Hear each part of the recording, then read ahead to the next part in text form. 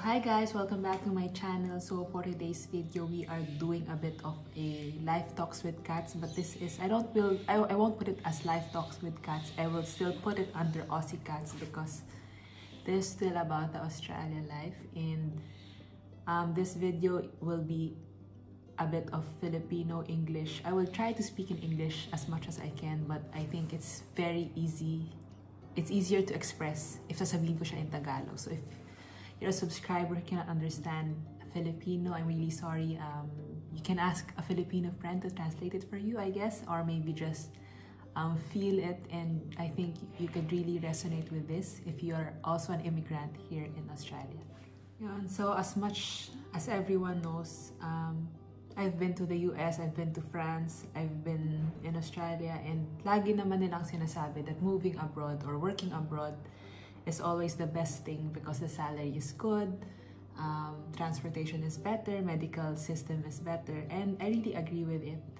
Pero there are really some hard truths that Filipino immigrants don't talk about because I think they just go with it. Parang nandun yung resilience nating mga Pilipino na kahit mahirap, we just have to live with it. And I just want to make this video just for everyone to realize that living abroad is not easy. It's hard, as people would always tell me who have lived here. Pero parang sa mga tao na katulad ko na nanonood din sa inyo before, I thought like life here in Australia is easy, that life in the US is easy, which is definitely not, and life in France is definitely not easy as well. And moving to Australia almost 3 years ago, I think that was September 12, 2022, and akala ko madali lahat. Akala ko once you have a full-time job, once you have a place to stay, you're settled and everything, I thought it would be all easy.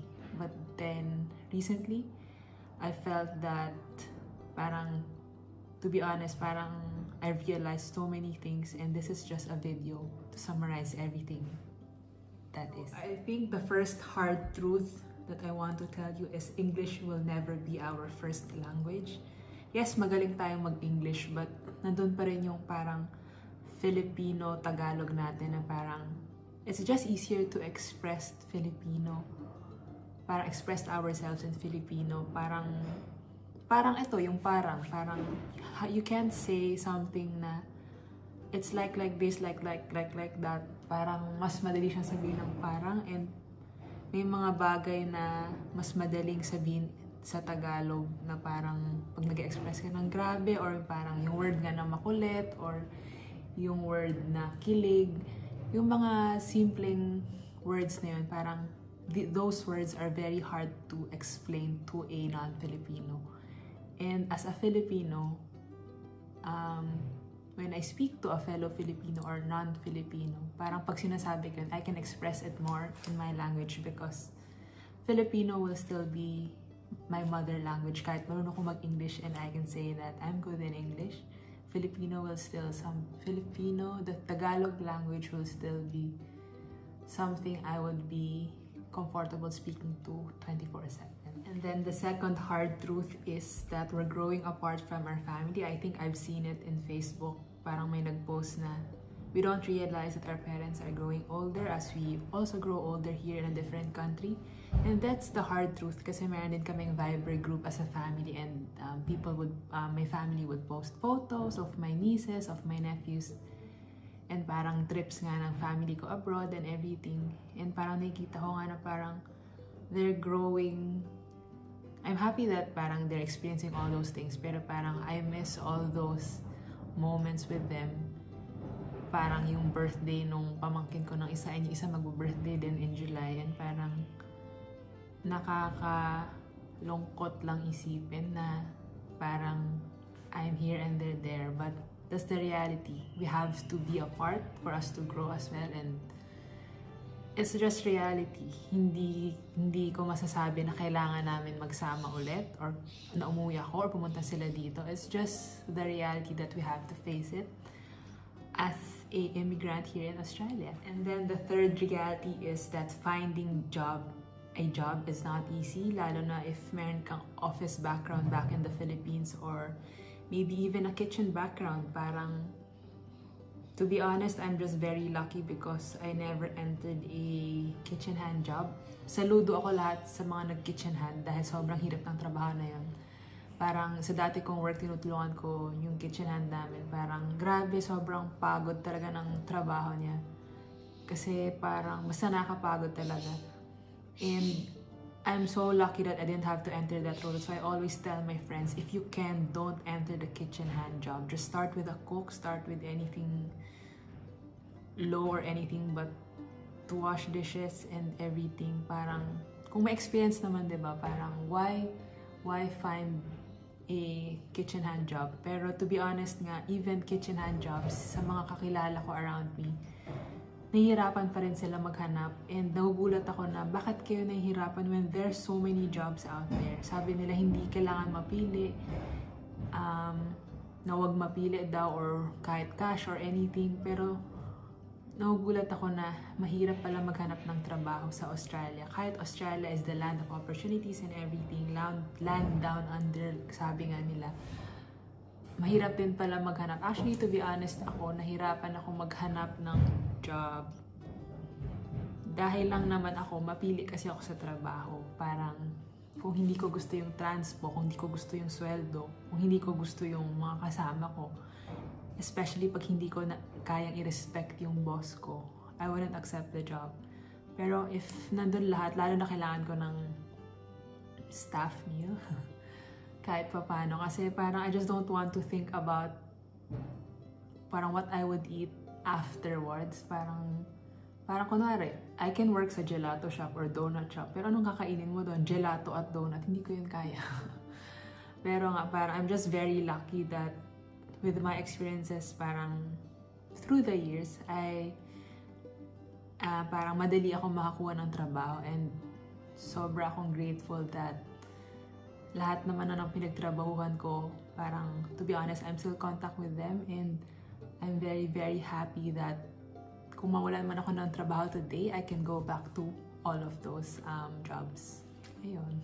So, if you're going to Australia, make sure na you have to find the right connections. Yun din pala, you really need connections here. Kasi, if wala kang connections, ang hirap makahanap ng trabaho talaga.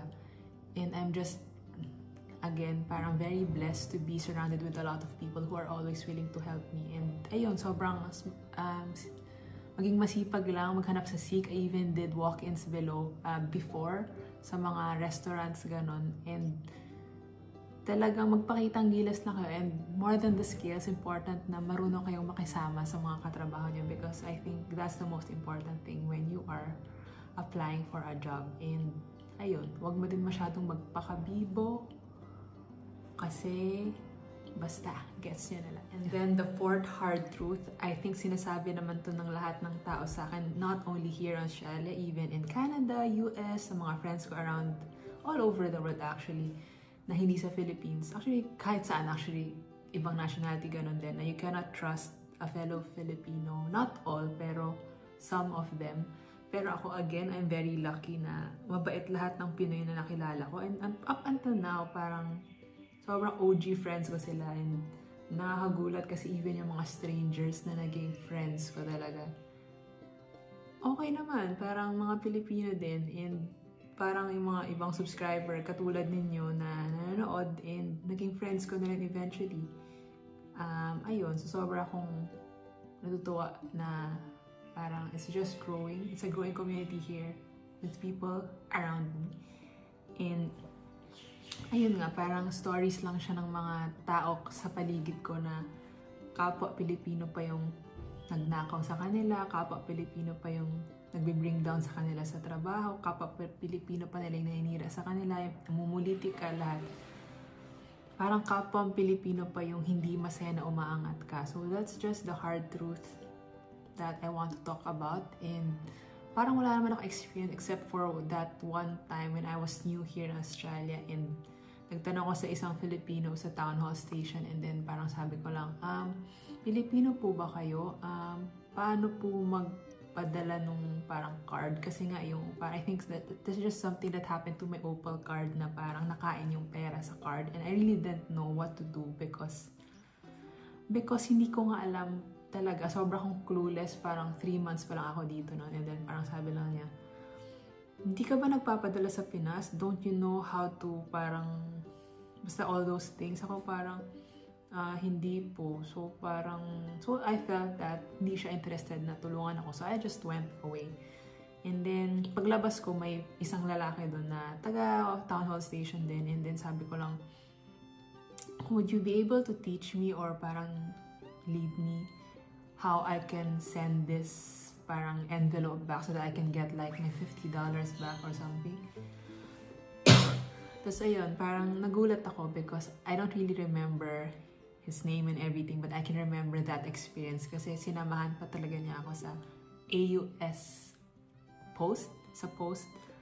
And then tinuruan niya ako, tinuruan niya ako paano bumili ng envelope, lahat yon. He taught me everything until makalabas ako. Tapos sabay kami bumalik sa town hall station. And then I just really thanked him kasi nagulat ako na sabi ko, grabe, dun ko na feel na nagtanong ko sa Filipino, pero ang tumulong sa akin, Aussie.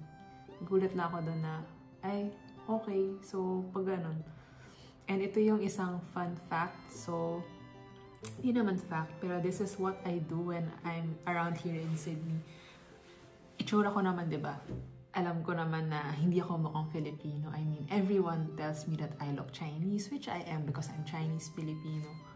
So usually, pag sa mga around Filipinos ako, hindi na lang din ako nagpaparamdam unless siguro interested din sila na makilala or anything. Parang isipin nyo na lang na Chinese ako, edi Chinese ako. Ang problema ko naman, if nasa Chinese community ako, lagi akong China-Chinese. As sinasabi ko sa kanila na, sorry, I cannot understand your language, ganun. So napunta na ako sa ibang story. So, next, pag-usapan na natin yung isa pang hard truth about being a Filipino immigrant here in Australia. So, the fifth hard truth is life is not easier here in Australia. Kasi, yes, mas malaki yung sahod dito. Yes, mas madali ang commute system siguro and everything. Pero dito ang bills bayaran weekly. I think sa Philippines bayaran is 15.30 or basta iba siya. Parang mas malaki nga yung income dito. Mas malaki din yung expense. So it's not really easier here. And ang difference lang is siguro mas mura yung mga bagay-bagay. Like meron akong avocado dito. Mas mura yung maybe vitamins. Pero parang living-wise, parang ganun din. Kasi parang lagi kang naghahabol ng babayaran mo. Tapos, even naman transportation, we always think it's the best. Like today, sobrang sira lahat ng trains. So, if wala kang sasakyan, if wala kang bike, you really have to wait on the train or go to a bus. Ganun din naman sa Pilipinas. So, sometimes, living abroad is not necessarily easier. It's just a different kind of experience. But living in Australia is definitely not easier compared to how it is in the Philippines. And then the sixth hard truth is, I think, ito yung na-realize ko lately. I think na-realize ko to last year na, yes, we always want to be here, to be PR, to be citizen kasi totoo naman ang ganda ng Medicare benefits, which I don't have the Medicare yet, pero I can experience yung service kasi recently nagpa-dental din ako and meron pa akong baby tooth din dito which I need to take care. Kung kailangan na siya ng implant and everything. Ayun, parang Philippines will always still be our home. Di rin ako fan ng Filipino food that much. I mean, I like it. Pero, I mean, there's a comfort, lalo na yung kare-kare and everything. There's comfort with ube. There's comfort in lumpiang Shanghai. There's comfort in parang yung smell ng dagat sa Pilipinas. And just, especially for Christmas is coming, parang iba yung Pasko talaga sa Pilipinas. So, Philippines will always be our home no matter parang kahit piliin nating tumira dito until we retire, Philippines will always will still be our first home. Magulo man doon, magulo man yung politika ngayon, magulo man lahat. It will still be our home. Hindi mo maalis yun kasi doon ka lumaki, doon ka nag-grow. Hindi man siya maganda, but then it will always still be ang ating mahal na Pilipinas. So, ayoko naman i-end yung video na parang malungkot, na parang, so bakit pa tayo nasa Australia? So I think being in Australia, I mean even for me, I think may purpose lahat tayo, bakit tayo dinala ni Lord sa iba't ibang country. Dinala ako ni Lord sa France, dinala niya ako sa US, dinala niya ako dito. And lahat yun may purpose siya. And hindi ko ma-share kasi ang habang story nun, pero bawat country na yun, meron siyang specific realization or parang ano ba, basta meron siyang ni-reveal sa akin. So even in Australia, to be honest, parang lately, parang sabi ko, uwi na lang kaya ako kasi parang what's the point of staying here kung malayo naman ako sa family ko. Mahirap dito, tapos papakapagod ako ng bongga.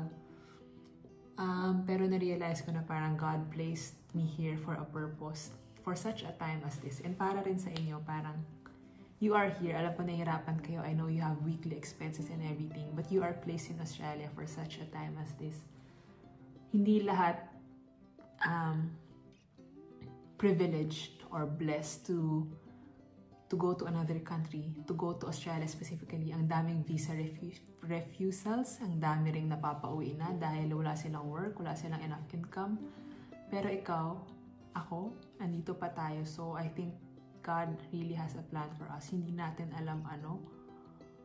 Pero, I mean, hindi natin alam specifically ano, pero just know that, I just want to encourage you that you have a purpose, you have a calling here. Maybe, nandito mo ma-meet yung parang life partner mo, baka dito ka magkakaroon ng business, baka